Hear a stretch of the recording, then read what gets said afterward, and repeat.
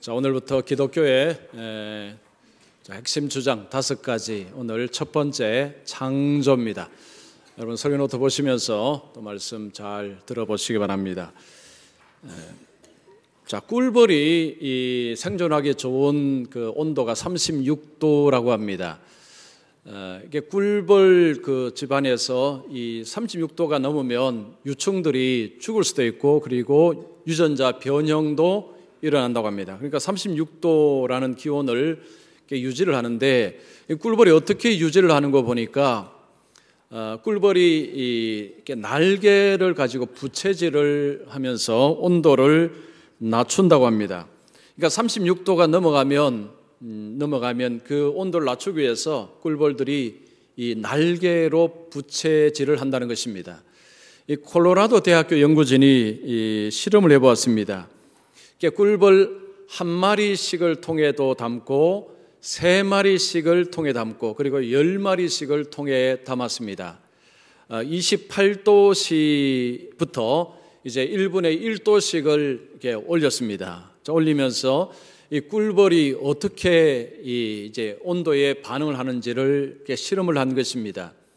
한 36도가 되면서부터 이제 꿀벌이 이게 날개질이 시작되는데, 한 마리를 이렇게 담은 통에서는 100마리 중에 18마리 정도가, 즉 18%가 36도에 이제 반응을 하기 시작했고, 그리고 3마리씩을 넣은 것에서는 한 33%, 즉 100통 중에 33통 정도가 이제 36도가 되니까 그때부터 반응을 하기 시작했습니다. 날개짓이 일어났습니다.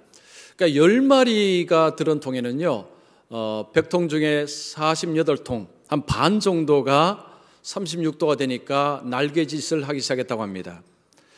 이 실험을 통해서 한 마리가 혼자 있을 때 기온에 대한 민감성보다는 좀 더 많이 있을 때에 그 온도에 좀 더 민감하고, 그리고 한 마리가 날개짓을 하니까 같이 따라하면서 그 온도를 낮춘다는 것을 발견을 했습니다. 자, 여러분 이런 글을 보시면 어떤 생각을 하십니까? 아마도 이제 세상에서는요, 이 글을 보는 사람 두 부류로 나눌 수 있습니다. 한 부류는, 야, 하나님의 지혜가 참 탁월하다. 하나님의 지혜가 탁월하다. 그 온도를 맞추기 위해서 날개짓을 하게 하시는 하나님. 하나님께서 그렇게 하셔서 그 온도에 맞추어서 살도록 하신 하나님의 지혜가 탁월하다. 이렇게 생각을 하는 사람도 있고요. 또 어떤 사람은 적자생존의 결과다. 적자생존이라는 것은 적응한 자가 살아남는 것입니다. 적응해서 살아남은 결과가 바로 지금 꿀벌의 모습이다. 이렇게 생각을 하기도 합니다. 자, 앞의 생각은 창조를 믿는 사람들의 생각입니다. 모든 것이 하나님이 창조하셨다. 하나님이 창조하셨다. 하나님께서 꿀벌도 만드시고 꿀벌이 살아가기에 적합한 본능, 그 날개짓을 하게 하셔서 그 온도를 맞추어서 살게 하셨다. 그래서 꿀도 만들고 유익하게 하셨다. 자, 이렇게 해석하는 사람들은 창조론을 믿는 사람들입니다. 후자 해석은 진화론을 믿는 사람들입니다. 진화는 이게 유기절부터 서서히 진화하는데, 진화론의 핵심은 적자생존이죠. 적응을 한 자가 살아남습니다. 자, 꿀벌의 지금 꿀벌은 그 환경에서 이렇게 이제 적응이 된 거죠. 적응을 해서 살아남았기 때문에 지금 꿀벌이 존재하는 것이다. 이렇게 생각하면서 적자생존의 결과다. 이런 해석을 하는 사람들도 있습니다. 여러분, 똑같은 꿀벌의 모습을 보고서도 사람들의 해석이 판이하게 달라집니다. 똑같은 사건이나 똑같은 현상을 보고도 사람들은 동일하게 해석을 하지 않습니다. 자, 그러면 그 해석을 다르게 하는 이유가 뭐냐? 바로 세계관 때문입니다. 이 세계관이 다르면 똑같은 것을 봐도 관점이 다르기 때문에 해석을 다르게 합니다. 자, 세계관이 무엇입니까? 세계관은 영어로 월드뷰입니다. 세계를 바라보는 관점, 쉽게 말하면 그렇게 해석할 수 있습니다. 자, 이 세계관은 인간관을 포함합니다. 인간을 보는 관점, 그리고 만물을 보는 관점, 그리고 가치관, 이런 것들을 포함해서 세계관이라고 이야기합니다. 이 세계관은 사람이 자라면서 배우고 경험하고 습득한 것들의 총합이 이게 바로 세계관입니다. 사람은 누구든지 세계관을 가지고 있습니다. 어디서 자라고 무엇을 배우고 어떤 경험을 했는가는 이 세계관을 형성을 하는 것입니다.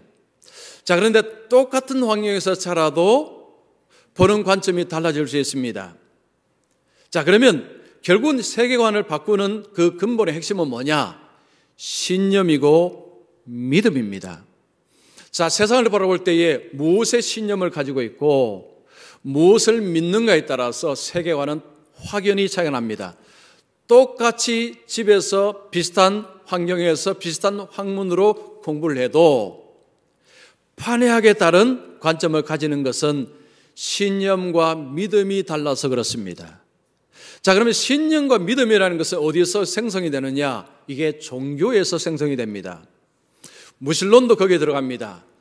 무신론이냐, 유신론이냐, 기독교냐, 불교냐, 힌두교냐, 이슬람이냐, 여기에 따라서 세계관이 달라지는 것입니다. 그래서 이 종교가 세계관을 형성하는 데 있어서 가장 중요한 것입니다. 자, 그러면 여러분이 세계관이라는 것이 삶 속에 도대체 어떤 역할을 하느냐? 굉장히 중요한 역할을 합니다. 어떤 사람은 이 세계관을 나침판에 비유했습니다. 여러분, 사막에 들어가시면 아니면 바다를 항해할 때는 길이 없습니다. 그러면 나침판을 향해서 방향을 따라가야 됩니다. 길이 없는 곳이 필요한 것은 나침판입니다. 인생은 망망대해 같습니다. 아니면 사막 한가운데 있는 것입니다. 어디로 가야 될지 막막한 것이 인생입니다.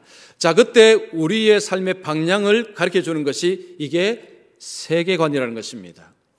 세계관은 그 삶의 방향을 움직여주는 역할을 한다는 것입니다.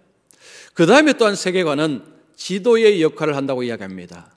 요즘은 내비게이션 때문에 지도를 보고 어디를 찾아가지 않습니다. 내비를 찍고 그냥 갑니다. 내비게이션이 없었을 때는 지도를 펴놓고 낯선 지역을 찾아갑니다. 지도는 어떤 지역을 찾아가게 만드는 도움을 주는 것이 바로 지도입니다. 이 세계관은 우리가 이 땅을 살아가면서 내가 어디를 가야 될지, 무엇을 해야 될지, 인생의 방향과 목적, 목표, 이런 것들을 설정해 주는 것이, 이것이 바로 세계관입니다. 그래서 세계관은 방향을 지시해 주고 인생의 목적을 주는, 목표를 설정해 주는 이런 역할을 하는 것이 이게 바로 세계관이라는 것입니다. 자, 그럼 우리 일상생활 속에서 이 세계관이 하는 역할을 한번 예를 들어보면 그렇습니다. 내가 결혼을 할 것이냐 말 것이냐, 세계관이 결정합니다. 결혼을 해서 내가 아이를 낳을 것이냐 말 것이냐, 세계관이 결정합니다. 어떤 사람이 나에게 해를 끼쳤습니다. 내가 이 사람을 용서할 것이냐 용서하지 않을 것이냐, 세계관이 결정합니다. 죽음을 어떻게 볼 것인가, 세계관이 결정합니다. 여러분, 우리의 삶의 전 영역에 있어서 아주 작은 일조차도 세계관이 우리의 삶에 영향을 끼칩니다. 어떤 것을 결정할 때에 세계관을 따라서 결정을 하는 것입니다. 자, 기독교인은 비기독교인과 삶이 다릅니다. 밥 먹는 것은 똑같습니다. 학교 가는 것은 똑같습니다. 공부는 똑같습니다. 그러나 삶의 방향과 목적이 다릅니다. 왜 그렇습니까? 기독교적인 세계관을 가지고 있기 때문입니다. 기독교적인 세계관을 가지고 있으면 비기독교인과 삶이 같을 수가 없습니다. 삶의 방향이 다릅니다. 삶의 목표와 목적이 다릅니다. 자, 그러면 기독교적인 세계관을 형성하는 데에 도움을 주는 것이 무엇입니까? 성경입니다. 이 성경을 통해서, 성경을 읽고 성경을 배움을 통해서 세계관을 형성을 합니다. 자, 그러면 성경이 우리의 세계관을 형성하는데 성경에서 중요한 뼈대가 뭐냐? 5가지를 말하자면 창조, 타락, 십자가, 부활, 하나님 나라입니다. 이 5가지를 저는 꼽겠습니다. 성경은 우리로 하여금 세계관을 만들어줍니다. 그러면 성경은 굉장히 방대한데 이 방대한 성경 가운데서 우리의 삶을 지탱해주고 우리의 삶의 세계관을 형성해주는 5가지 창조, 타락, 십자가, 부활, 하나님의 나라입니다. 자, 이걸 바꾸어 말하면 교회를 20년, 30년 다니시는데 살아가는 삶의 방향과 목표가 믿지 않는 사람하고 별로 차이가 나지 않는다면 이 5가지가 이해를 아직 못하고 있고 받아들이지 않고 있기 때문입니다. 여러분, 교회를 오래 다니실지라도 삶의 모습과 삶의 방향이 믿지 않는 사람하고 별로 차이가 없을 수가 있습니다. 그 이유는 이 5가지가 아직 삶의 틀을 형성하지 못했기 때문입니다. 자, 5주 동안 제가 이것을 말씀드릴 테니까요, 여러분 자신 속에 나는 이 5가지로 내가 기독교적인 세계관을 가지고 있는가 한번 살펴보시기 바랍니다. 이 5가지가 내 속에 들어와 있는지, 그리고 내 삶을 지금 바꾸고 있는지, 아니 바꾸었는지, 여러분 이 5가지를 자신의 삶 속에 한번 꼭 적용해 보시고 자신의 삶을 한번 살펴보시면 좋겠습니다. 자, 오늘 첫 번째 시간이 이 창조입니다. 창조. 이 창조는 5가지의 문을 여는 첫 번째 문입니다. 첫 번째 단추입니다. 이 창조라는 문을 열고 들어가지 못하면 나머지 4개도 그 마음속에 들어와 있지 않다는 것을 말합니다. 이 5가지의 첫 번째 관문이 창조입니다. 여러분 성경을 펴면 첫 장 첫 줄이 바로 이겁니다. 하나님이 태초에 하나님이 천지를 창조하시니라. 성경을 펴면 1장 1절에 태초에 하나님이 천지를 창조하시니라 이 선언을 하고 시작합니다. 성경을 펴면 바로 이 선언부터 시작됩니다. 태초에 하나님이 천지를 창조하시니라. 이건 선언입니다. 선언입니다. 창조의 문을 열고 들어가서 그 다음 단계로 넘어갈 수 있다는 것입니다. 여기서 막혀버리면 그 다음 단계로 못 넘어갑니다. 자, 그러면 여러분 이 창조라는 것이 우리에게 도대체 무엇을 이야기하는가? 오늘 3가지 말씀드립니다. 여러분 3가지를 꼭 마음에 담아 두시면 좋겠습니다. 먼저 첫 번째, 창조는 하나님이 세상의 주권자이심을 드러내는 것이다. 이 창조는 무슨 메시지를 주느냐 하면 세상의 주권자는, 세상의 주인은 하나님이시다. 그 이야기를 하고 싶으시는 것입니다. 태초에 하나님이 천지를 창조하시니라 이 선언은 곧 무슨 선언이냐면 이 세상의 주인은 하나님이시다. 이 세상의 주권자는 하나님이시다. 이 선언하고 똑같은 선언입니다. 성경은 하나님이 세상의 주권자이시다. 하나님은 모든 만물의 주인이시다라는 것을 창세기부터 요한계시록까지 계속해서 말씀을 하고 있습니다. 자, 하나님께서 주권자로서 세상을 통치하십니다. 하나님이 세상을 다스리십니다. 자, 하나님이 세상을 다스리실 때 하나님은 무엇으로 다스리십니까? 말씀입니다. 말씀으로 다스리십니다. 자, 시편 33편 9절 보십시오. 그가 말씀하심에 이루어졌으며 명령하심에 견고히 섰도다. 하나님이 말씀하심에 빛이 있으라. 빛이 생겼습니다. 하나님의 말씀은 곧 명령이었습니다. 그 명령의 모든 것들은 복종을 했습니다. 빛이 있으라 명령하니까 빛이 생겼습니다. 하나님은 말씀으로 모든 것을 만드시고 그리고 말씀으로 모든 것을 유지하고 모든 것을 통치하고 계십니다. 이것이 창조가 우리에게 말하는 것입니다. 자, 하나님께서 주인으로서 모든 만물을 뜻대로 하나님 중심으로 끌고 가신다는 것. 로마서 11장 36절은 이렇게 말씀합니다. 이런 만물이 주에게서 나오고 주로 말미암고 주에게로 돌아가매라. 그에게 권능이 영광이 세세 있을지어다. 자, 모든 만물이 하나님께로부터 나와서 하나님으로 주로 말미암고 주를 통해서 결국은 주에게로 돌아간다. 이것은 모든 만물은 하나님 중심으로 돌아간다는 것입니다. 만물은요, 우연히 대충 돌아가는 것이 아니라 하나님의 계획 속에, 하나님의 뜻 가운데서 그렇게 움직여 간다는 것이 바로 이 말씀입니다. 성령은 이 땅에 하나님께서 모든 것을 창조하시고 하나님께서 모든 것을 유지하고 보존하시고 통치하시고 하나님은 만물을 움직여 가신다라고 말씀하고, 그러면 하나님께서 움직여 가시는 방향, 비전, 그 마지막, 그것이 뭐냐? 여러분, 요한계시록 22장, 21장, 22장이 나옵니다. 창세기 1장, 2장하고요, 요한계시록 21장, 22장은 굉장히 닮아 있습니다. 어떤 사람은 그런 표현을 썼습니다. 창세기 1장, 2장하고 요한계시록 21장, 22장은 좌우 대칭이 된다. 서로 간에 이게 뭔가가 맞아떨어진다는 것입니다. 자, 제가 슬로노트에 적어놓았는데 여러분 거기에 비슷한 게 뭔가 보십시오. 창세기 2장 10절에 보면 강이 에덴에서 흘러 나와 동산을 적시고 거기서부터 갈라져 내 근원이 되었으니, 자, 요한계시록 22장 1절 2절 보시면 그가 수정같이 맑은 생명수의 강을 내게 보이니 하나님과 및 어린 양의 보좌로부터 나와서 길 가운데로 흐르더라. 여러분, 창세기 이제 1장 2장하고 요한계시록 21장 22장에서 공통적으로 여기 나오는 것이 강입니다. 강.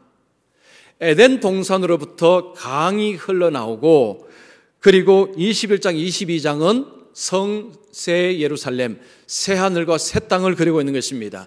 새 하늘과 새 땅에서 하나님의 보좌로부터 강이 흘러나온다라는 표현을 씁니다. 자, 두 가지가 비슷합니다. 그래서 이것을 이렇게 해석을 합니다. 하나님께서 처음에 창조를 하시고 그 다음에 만물을 쭉 이끌어 가시다가 새 하늘과 새 땅으로 완성을 하신다. 이것이 창세기 1장 2장하고 요한계시록 21장 22장이 보여주는 그림이라는 것입니다. 창세기 1장 2장만 보면 앞으로 세상이 어떻게 될지 알 수가 없습니다. 그러나 요한계시록 마지막 장을 보면 창조는 시작입니다. 새 하늘과 새 땅은 완성입니다. 하나님께서 완성을 해 나가신다는 것입니다. 자, 세상 만물은 하나님께서 창조하시고 하나님께서 유지하시고 보존하시고 끌고 가시고 그리고 마지막에 새 하늘과 새 땅으로 완성해 나가신다. 이것이 바로 성령이 하나님이 주인이시다라는 메시지입니다. 자, 이것은요, 이것이 믿어질 때 하나님이 모든 것의 주인이시다, 하나님은 계획을 따라서 모든 것을 통치해 가신다라는 것을 믿을 때 여러분 인생에 어떤 변화가 일어나겠습니까? 혁명적인 변화가 일어납니다. 어떤 한 남성이 있었습니다. 서울대학교를 졸업했습니다. 카이스트에서 석사학위를 받았습니다. 일본 동경대학교에서 박사학위를 받았습니다. 미국에 있는 국립보건원에서 연구원으로 일했습니다. 과학자입니다. 이 사람이 어느 날 모든 것을 내려놓고 40대 중반에 인도네시아로 선교사로 갔습니다. 서울대학교 졸업하고 카이스트 동경대학교 또 미국에서 국립보건원에서 일하고 출세 가도를 달리던 사람이 다 내려놓고 인도네시아에 있는 어느 대학교 교수로 갔습니다. 그런데 그것은 교수는 겉으로 붙여놓은 것이고 그분이 인도네시아에 가서 주로 한 일은 이 지역 저 지역 돌아가면서 예수 믿으십시오, 하나님은 모든 것의 주인이십니다, 이것을 전하고 다녔다고 합니다. 자, 그런데 이분이 40대 중반에 가서 딱 5년을 일하고 폐암 선고를 받고 그리고 세상을 떠났습니다. 이분이 인도네시아에 안 갔으면, 미국이나 대한민국 땅에 있었으면 폐암이 안 걸렸을 수도 있습니다. 그리고 걸렸어도 조기에서 좀 더 생명을 오랫동안 연장했을 수도 있었을 것입니다. 자, 그런데 그 출세 가도를 달릴 수 있는 사람이 모든 것을 내려놓고 인도네시아로 왜 갔을까요? 과학자가 자, 이 과학자는 자기의 그 과학자의 관점으로 볼 때 세상은 창조된 것으로 그는 깨달았습니다. 믿었습니다. 그리고 모든 만물의 주인은 하나님이심을 그가 받아들였습니다. 그리고 자신의 삶의 주인도 하나님이심을 그가 믿었습니다. 하나님, 나를 향한 하나님의 뜻은 무엇입니까? 하나님의 계획은 무엇입니까? 하나님의 뜻대로 살기를 원합니다 하면서 간 곳이 인도네시아였습니다. 자, 오늘날 이런 분들이 부지기수로 많습니다. 여러분, 선교뿐만 아니고요, 각 지역에서 이 자신의 그런 성공의 길을 내려놓고 험한 길을 가는 사람 참 많습니다. 여러분, 그분들은 바보일까요? 정신적으로 좀 떨어지는 사람일까요? 아니면 뭘 잘못 먹었을까요? 자, 그들이 왜 인생을 그렇게 바꾸었을까요? 세계관이 바뀌었기 때문입니다. 모든 것은 하나님이 창조하셨다. 나의 주인도 하나님이시다. 라는 이 관점, 이 세계관이 삶을 다르게 살게 한 것입니다. 여러분, 창조주가 없다. 이 말은 주인이 없다는 말입니다.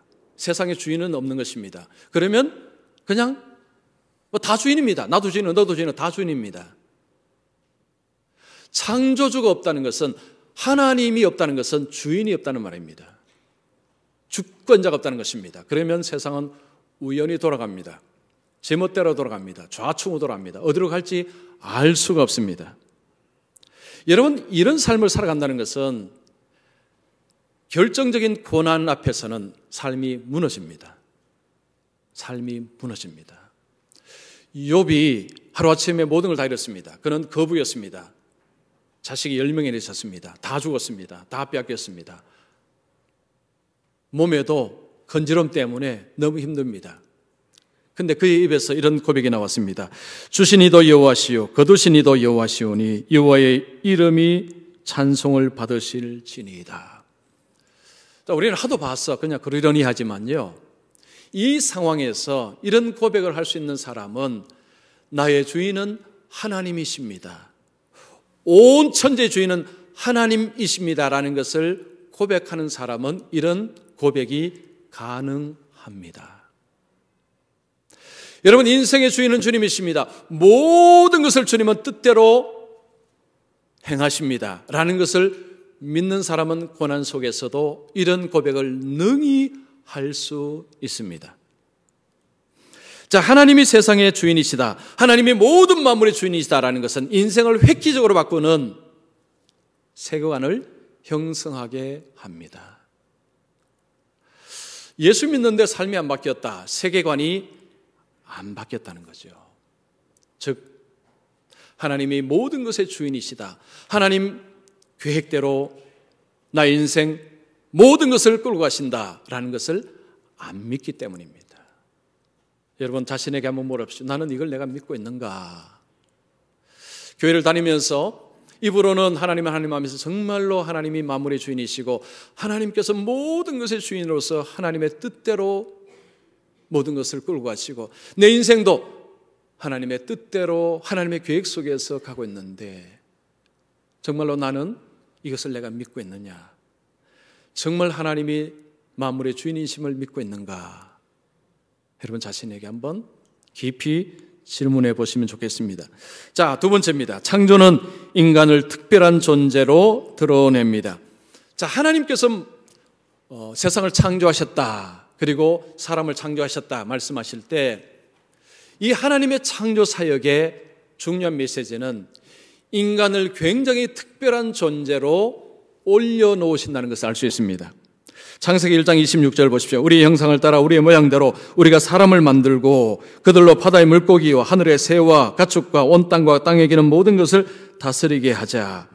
자, 삼위일체 하나님께서 사람을 만드실 때 사람을 특별하게 만드셨습니다. 이유는 두 가지입니다. 증거 두 가지입니다. 첫 번째는 하나님의 형상을 따라 만드셨기 때문에, 두 번째는 모든 만물을 다스리는 권세를 주셨기 때문에, 이 두 가지는 인간이 얼마나 특별한 존재인가를 알 수 있는 증거입니다. 하나님께서 엿새 동안 모든 것을 창조하시고 6일째에 짐승을 그리고 사람을 만드셨습니다. 하나님께서 동물을 만드실 때, 짐승을 만드실 때 하고 사람을 만드실 때 같지가 않습니다. 짐승은 그냥 만드셨습니다. 그러나 사람은 하나님의 형상을 따라서, 하나님의 형상을 따라서 사람을 만드셨습니다. 자, 우리는 하나님의 형상을 따라 지어진 존재입니다. 하나님의 형상이라는 것은 하나님을 닮았다는 이야기입니다. 아들은 아버지를 닮고 있습니다. 아버지가 어떻게 하느냐는 그 다음에 아들이 그 아버지를 닮아서 행동을 합니다. 하나님의 형상을 닮았다는 것은 우리가 하나님을 닮아서 하나님처럼 행동하는 것들이 있다는 것입니다. 어떤 것들입니까? 용서하고 인내하고 사랑하고 또 자비로운 모습들, 이런 모습들은 어디서 왔느냐? 하나님의 형상을 닮았기 때문에 우리에게 있는 것이라는 것입니다. 이게 우연히 저절로 온 것이 아닙니다. 자, 하나님의 형상을 닮아서 하나님 우리에게 주신 은혜가 바로 이런 것입니다. 자, 이것은 다른 동물들하고 결정적인 차이입니다. 다른 짐승은 이렇지 않습니다. 그러나 사람만 하나님의 모습을 담고 있습니다. 그리고 두 번째는 하나님께서 모든 것을 다스리도록 하셨습니다. 제가 한 번은 이 설교를 왕권이라는 표현을 썼습니다. 왕권을 주셨다는 것입니다. 다스린다는 것은 왕이 하는 것입니다.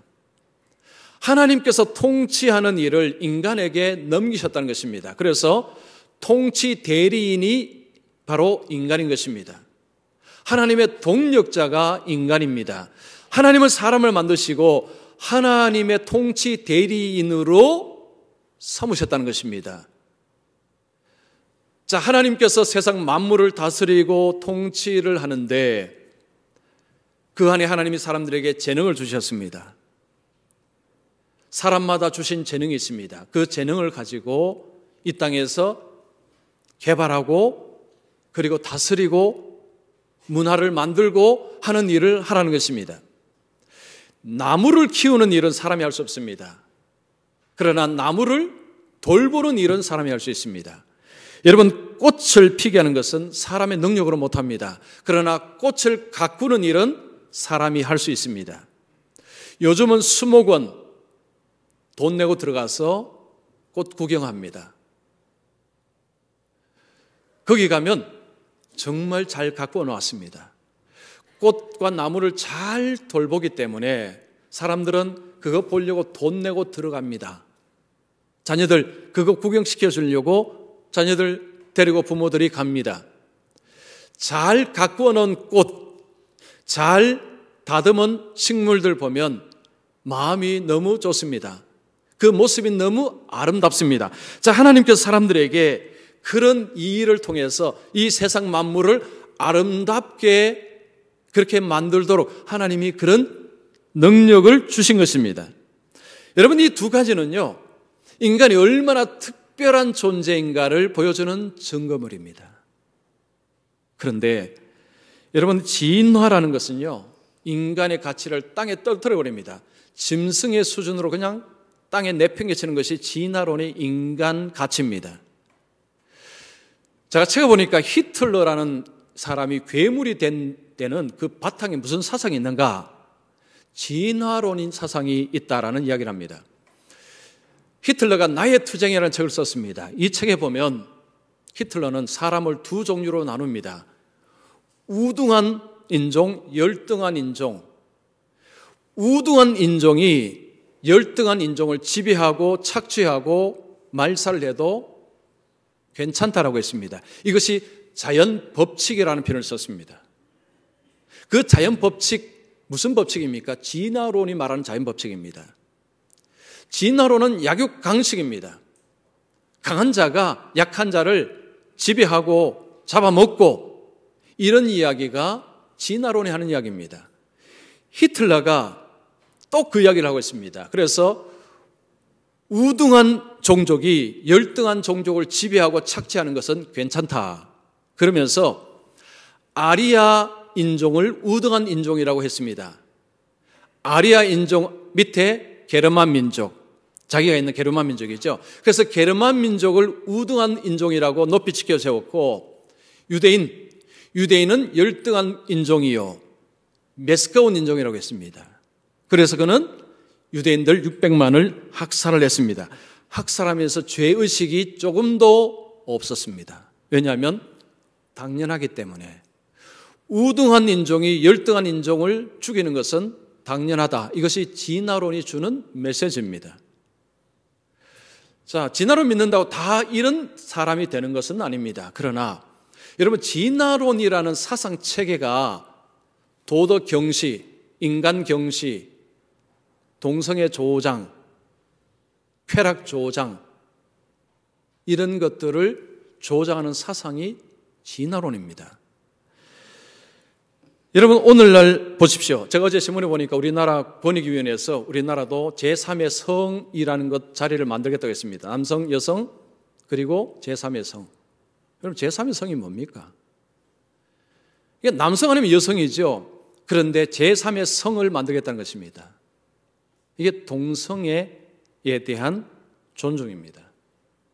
여러분, 이런 사상의 토대가 뭐냐? 전부 진화론입니다. 전부 진화론입니다. 진화론의 전도사는 도킨스입니다.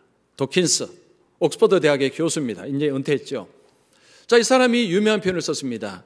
아마도 신은 없을 것이다. 걱정 말고 인생을 즐겨라.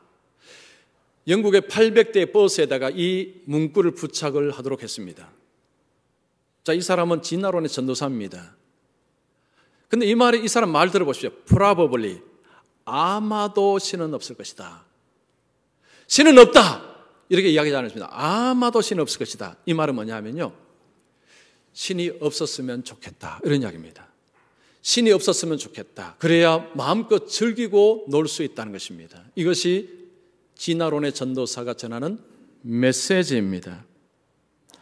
여러분, 진화론에서 사람의 가치를 매긴다면 어느 정도 가치가 나올까요? 그래서 어떤 사람이 이 사람의 몸을 가지고 가치를 내보니까요, 비누 한 장, 못 하나, 연필심 이렇게 보니까 5만 원 나왔습니다. 5만 원. 인간의 가치가 5만 원짜리밖에 안 된다는 것입니다. 이 진화론이라는 토대가 인간의 어떤 가치를 얼마나 떨어뜨린 걸 알 수 있습니다. 분자와 원자가 임의로 결합을 해서 이렇게 해서 이제 자라온 것이 그 중에 하나가 이제 이 인간이죠. 공통 조상에서 이제 쭉 커온 그 위에 이제 인간이 있는 것입니다. 이것이 진화론이 이야기하는 것입니다. 다 배우셔서 아실 것입니다. 거기에는 인간에 대한 가치는 설 자리가 없습니다. 짐승이나 인간이나 똑같습니다. 거기에 뭔 인간의 가치가 있습니까? 자, 그런데 다윗은 이런 고백을 합니다. 시편 139편 14절 보시오. 내가 주께 감사하오면 나를 지으심이 심히 기묘하심이라. 주께서 하시는 일이 기이함을 내 영혼이 잘 아나이다. 자, 하나님께서 자기를 만드신 것이 심히 기묘하다고 했습니다. 이전 성경은 신묘막측이라는 표현을 썼습니다. 이것은 경이롭다는 것입니다. 자신을 만드신 하나님이 너무 솜씨가 놀랍다는 거죠. 하나님의 솜씨가 너무 놀랍습니다. 경이롭습니다. 어떻게 하나님이 이렇게 만드실 수 있습니까? 이런 표현입니다. 인간에 대한 엄청난 가치를 이야기하는 것입니다. 어떤 통신 전문가가 그런 이야기 했습니다. 사람의 몸에는 100조 개의 세포가 있는데 그 세포가 하나하나 완벽한 기능을 하는데 그 세포 하나하고 최상의 컴퓨터 하나하고 비교하면 이 세포가 더 복잡하고 더 정교하다고 합니다. 아무리 좋은 컴퓨터도 이 세포 하나만큼은 안 된다는 거죠. 자, 이 세포들이 서로 네트워킹을 합니다. 서로 연결이 되어 있습니다. 이것하고 지금 세계 통신망 연결된 것하고 비교를 해서 설명을 했습니다.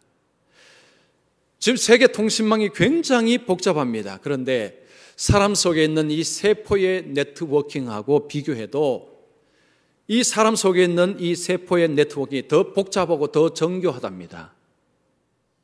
그런데 이런 인간의 존재를 우연적인 존재로, 그냥 짐승에서 우연히 사람이 된 존재로 이렇게 보는 것이 과연 맞냐라는 것입니다. 캐나다에서 거주하는 신회 링이라는 이제 중국인 사람이 있습니다. 이분은 원래 중국에서 교수였습니다. 생물학 교수였습니다. 이분이 1993년에 미국으로 건너가서 진화론을 연구를 했습니다. 그런데 이 사람이 어느 날 갑자기 그리스도인이 되고 세례받고 그리고 신학교 가서 목사가 되었습니다. 사람들이 물었습니다. 아니, 당신은 진화론을 연구하는 사람 아니냐? 당신은 과학자가 아니냐? 근데 왜 갑자기 목사가 되고 그리스도인이 되었느냐? 이분이 이런 이야기했습니다. 자기가 과학을 통해서 연구하고 증거들을 수집하고 했는 이런 모든 것들이 성경을 보니까 다 맞아 들어가더라. 퍼즐이 맞아 들어가는 것처럼 그 전에 진화론을 할 때는요, 이게 안 맞았다는 거죠. 뭔가가 어색했습니다. 여러분, 진화론은요, 진화가 있다라는 것을 전제를 깔고 하는 것입니다. 연구합니다. 이게 진화론입니다. 그들은 진화가 있다는 것을 무조건 믿고 시작합니다. 자, 그렇게 해서 과학적인 증거를 찾고 있는데 이게 안 맞아 들어갔는데 성경을 보고 나니까 이게 맞더라는 것입니다. 즉, 만물을 볼 때 성경으로 보니까 이치에 맞더라. 그래서 예수도 믿고 목사도 되고 이제는 한 교회 담임 목사가 되었습니다. 자, 여러분, 우리가 이 땅에서 이 진화론이라는 거짓말을 학교에서 가르치고 학생들을 배우고 저희도 배우고 자랐습니다. 창조는 믿음의 영역이고 진화는 과학의 영역이라 그러죠. 이 새빨간 거짓말입니다. 여러분, 진화론은 두 단어로 설명합니다. 시간, 우연입니다. 긴 시간 동안 우연하게 이 두 가지가 진화론의 핵심입니다. 이게 뭔 과학입니까? 그래서 오늘날 사람들은 창조를 믿는 것보다 진화를 믿는 것이 사실은 더 어려운 것이라고 했습니다. 왜냐하면 너무 이치에 안 맞기 때문에. 그런데 사람들은 거꾸로 말하죠. 진화는 과학이고 창조는 미신이고 이런 이야기를 합니다. 여러분, 타임즈에 1993년도, 94년도, 95년도에 진화론 특집을 냈는데 거기서 한 핵심이 그겁니다. 원숭이가 진화돼서 사람이 되었다는 주장은 아무리 찾아도 흔적이 없다. 이것은 상상에 불과하다. 특집으로 기사를 냈습니다. 자, 그런데도 마치 과학인 것처럼 이야기하고 아이들을 가르치고 있습니다. 여러분, 인간의 가치는 성경에서 제대로 알려줍니다. 여러분, 내 가치가 얼마나 존귀하냐에 따라서 삶의 방향이 달라집니다. 하나님의 형상으로 지음을 받았다. 하나님께서 왕노릇할 수 있는 이런 권세와 이런 능력과 재능을 주셨다 하면요, 사람이 자기를 아는 만큼 살아갑니다. 그러나 나는 짐승과 별 차이가 없어, 나는 별것 아닌 존재야 하면 그렇게 살아갑니다. 자기를 어떻게 바라보는가는 인생을 바꿉니다. 그래서 정말 인간의 가치를 누가 가장 높여주는가, 이걸 보시라는 것입니다. 창조는요, 인간의 존재를 한껏 높여줍니다. 특별하다고 이야기를 합니다. 그래서 예수를 잘 믿게 되면 인생을 고귀하게 살아갑니다. 귀하게 살아갑니다. 존귀하게 살아갑니다. 왜냐? 자기가 귀하기 때문에. 이 세계관이 얼마나 좋습니까? 자, 세 번째입니다. 창조는 모든 것이 선하게 창조되었음을 드러냅니다. 여러분, 창조는요, 모든 것이 선합니다. 1장에 보면 하나님이 반복해서 하나님 보시기에 좋았더라, 하나님 보시기에 좋았더라, 반복해서 나옵니다. 하나님이 만들어 놓고 보시기에 좋았더라, 선하다는 것입니다. 잘 만들었다는 거죠. 좋아, 좋아. 하나님께서 만들어 놓고 좋아, 좋아, 선하다는 것입니다. 디모데전서 4장 4절 보십시오. 하나님께서 지으신 모든 것이 선함에 감사함으로 받으면 버릴 것이 없나니, 하나님이 지으신 모든 것이 선하기 때문에 감사함으로 받으라는 것입니다. 여러분, 하나님께서 세상을 만드실 때 찌끄레기, 쓰레기 만들지 않았습니다. 하나님이 만드신 것은 다 선합니다. 자, 그러니까 어떤 사람은요, 에이, 거짓말, 박테리아, 바이러스, 이거 얼마나 나쁜데, 아니 이것도 만들어 놓고 뭐 하나님이 선해. 이거 다음 주에 이야기 드리겠습니다. 범죄가 일으킨 현상이 바로 그겁니다. 자, 하나님께서 만드신 모든 것은 다 선합니다. 하나님께서 선하게 만드시고 우리를 선한 곳에서 하나님 주신 복을 누리도록 하신 것인데, 문제는 인간이 범죄함으로 그것을 깨어버리고 있다는 것입니다. 제가 92년 전에 칼럼에 적은 내용인데 여러분 혹시 기억나실지 모르겠습니다. 어떤 교수가 학생들에게 질문했습니다. 하나님의 모든 것을 다 만드셨습니까? 약간 비꼬는 질문이었습니다. 그때 한 학생이 예, 맞습니다. 하나님이 창조하셨습니다. 그러자 교수가 그래요? 그러면 세상에 악이 이렇게 많은데 하나님은 악도 창조하셨다면 그러면 하나님은 악한 분이 아니십니까? 이런 질문을 했습니다. 이 학생이 듣고 잠시 생각하다가 교수님 질문했습니다. 교수님, 추위는 있는 것입니까? 없는 것입니까? 추위? 추위 있지. 겨울에 춥잖아. 추위는 없습니다. 추위는 열이 없기 때문에 존재하는 것입니다. 열이 있으면 추위라는 것은 없습니다. 열의 부재가 추위입니다. 추위라는 단어가 생긴 것은 열이 없기 때문에 그것을 표현하기 위해서 추위라는 말이 나온 것입니다. 교수님 또 질문했습니다. 어두움이 있습니까? 어두움 있지. 어두움은 없습니다. 어두움은 빛의 부재입니다. 빛이 없기 때문에 어두움이 존재하는 것입니다. 빛은 분석이 가능합니다. 그러나 어두움은 분석이 안 됩니다. 즉 어두움이라는 게 없기 때문에 어두움을 이야기할 때는 빛의 양에 따라서 어두움을 이야기할 뿐입니다. 빛이 없기 때문에 어두움이 있는 것입니다. 교수님, 악이 존재합니까? 악이 존재하지. 매일매일 사건 사고 얼마나 일어나는가. 악은 원래는 없습니다. 없는 것입니다. 근데 악은 하나님을 마음에서 발로 차버리자 하나님을 걷어낸 가운데서 마음속에 생성된 것이 악입니다. 하나님의 부재가 악인 것입니다. 그러자 교수가 아무 말도 못했답니다. 자, 여러분 들어보십시오. 사람들은 왜 악이 이렇게 많은데 하나님 어디에 계시냐고 그러죠. 하나님을 마음속에 걷어낸 가운데서 거기에 자라나는 것이 악이라는 것입니다. 하나님이 주관하시고 하나님이 통치하는 곳에서는 악이 들어올 여지가 없습니다. 하나님을 걷어낸 가운데서 거기에 악이 자라나는 것입니다. 그리고 모두를 아프게 하는 것입니다. 하나님께서 마지막에 지으시는 새하늘과 새 땅에는 악이 들어갈 수가 없습니다. 거기에는 하나님의 완전한 통치, 하나님의 빛 되시기 때문에 거기는 더 이상 악이 들어갈 수 없습니다. 거기는 죄가 들어갈 수 없기 때문입니다. 그것이 바로 요한계시록 21장, 22장이 우리에게 보여주는 그림입니다. 하나님은 선하시다. 이것은 우리에게 엄청난 소망이 줍니다. 하나님은 선하시기 때문에 하나님을 믿을 수 있습니다. 하나님의 계획을 믿을 수 있습니다. 그래서 나는 하나님을 믿습니다. 이런 고백이 나오는 것입니다. 자, 창조 오늘 세 가지 말씀드렸습니다. 창조는 하나님이 만물의 주인이시다. 하나님은 만물의 주권자이시다. 하나님은 나의 삶의 주인이시다. 이겁니다. 두 번째는 인간이 특별한 존재다. 그리고 창조는 하나님은 모든 것을 선하게 만드셨다. 인간이 문제다. 그 이야기입니다. 자, 여러분 오늘 창조만 들으셔도 이 창조만 제대로 가슴에 들어와도 인생이 바뀌지 않겠습니까? 여러분 믿지 않는 사람하고 삶이 똑같을 수가 있겠습니까? 불가능합니다. 그렇게 못 삽니다. 인생을 바꾸는, 세계관을 바꾸는 것이 바로 창조라는 것입니다.